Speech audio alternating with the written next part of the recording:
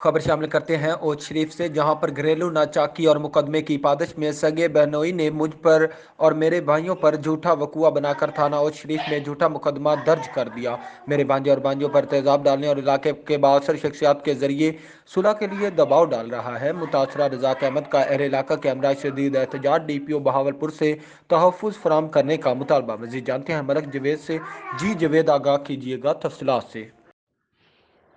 तफसील के मुताबिक ओच शरीफ मुतासर रज़ाक अहमद ने अहल इलाका के हमरा शदीद एहतजाज करते हुए बताया, हमें इतला मिली कि मेरा बहनोई और उसका भाई मुनीर अहमद मिलकर मेरी हमशीरा को तशद्दुद का निशाना बना रहे हैं। दरियाफ्त के हमशीरा के घर गया तो मुनीर और हबीब मेरी बहन को तशद्दुद का निशाना बना रहे थे। मैंने छुड़ाने की कोशिश की तो मुझ पर छुरियों के वार करके और मैं ज़ख्मी हो गया। इतला पर उस शरीफ पुलिस मौके पर पहुंच गई और मुझे तिब्बी इमदाद के लिए हस्पताल ले गई और मेरी हमशीरा खामद को छोड़कर मैके आ गई। मुल्ज़मान हबीब और मुनीर के ख़िलाफ़ थाना में मुकदमा दर्ज हो गया और मुल्ज़मान ने अबूरी ज़मानतें करा ली। रज़ाक अहमद ने बताया, हमारे मुकदमा नंबर 481/21 की पादाशा में मेरे बहनोई हबीब ने हम पर झूठा वकुआ बनाकर थाना ओच में झूठा मुकदमा दर्ज करा रखा है।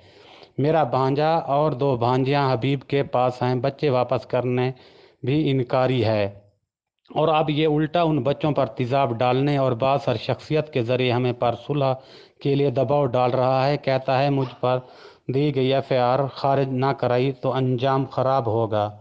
रज़ाक अहमद ने बताया, मेरी जान को ख़तरा है। मुझे और मेरे अहल खाना के किसी भी अफराद को कुछ हुआ तो उसके ज़िम्मेदार मेरे मुकदमे के मुल्ज़मान और हबीब होंगे। रज़ाक अहमद ने अहल इलाका के हमरा शदीद एहतजाज करते हुए DPO बहावलपुर फैसल कामरान से तहफ़्फ़ुज़ व इंसाफ फराहम करने का मुतालबा किया है। जी।